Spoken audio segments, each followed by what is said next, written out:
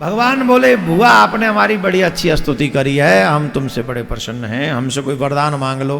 बोले जो वरदान मांगेंगे दे दोगे? बोले हाँ जो मांगोगे सो दे देंगे।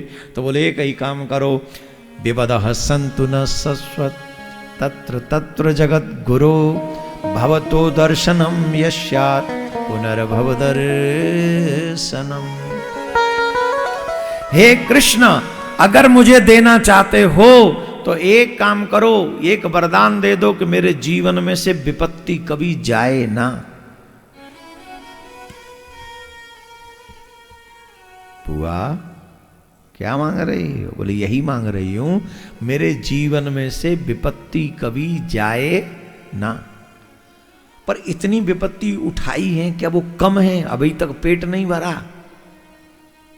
हमारे ब्रज में कहता है अभी तक हीटो ना भरे हो, इतनी विपत्ति उठाई है तुमने। कुंती जैसा संकट नहीं उठा सकती आज की कोई स्त्री, इतने संकट। कोई शिकायत नहीं, कोई शिकायत नहीं भगवान से कुंती को। और बीबी क्या मांग रही? संकट ही मांग रही, विपत्ति ही मांग रही।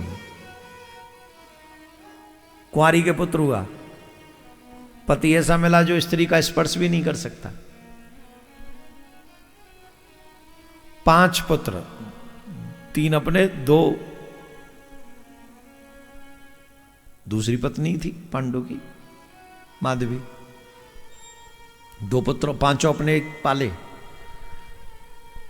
और 5 को प्राणों के समान बराबर की तरह पाला। कोई में छोट भेट नहीं कि सौत का है कि मेरा है।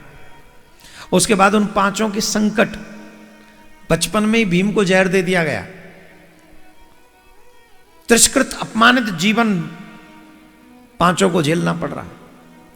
उसके बाद में जब विवाह हुआ, लाक्षागृह में जलाने की कोशिश की गई, जुए में जबरदस्ती हरा दिया गया, द्रौपदी की भरी सभा में लाज उतारी गई। तमाम नाती कुंती ने युद्ध में खोए अपने, तमाम नाती, 1-2 नहीं। अभिमन्यु जैसा नाती योद्धा युद्ध में खो दिया। उसके बाद भी कर्ण जैसा बेटा खो दिया।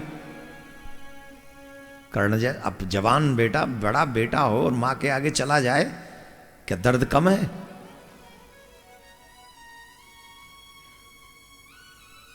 इन सब के बावजूद, ये सब सहन करने के बाद भी कुंती बुआ मांग क्या रही है कृष्ण से? विपत्ति दे दो। कन्हैया ने समझाया कि इतना सब सहन कर लिया, अब क्यों विपत्ति चाहिए? बोले और चाहिए। क्यों चाहिए? बोले इसलिए चाहिए जब विपत्ति आती है ना कृष्ण तो तुम्हारी याद आती है।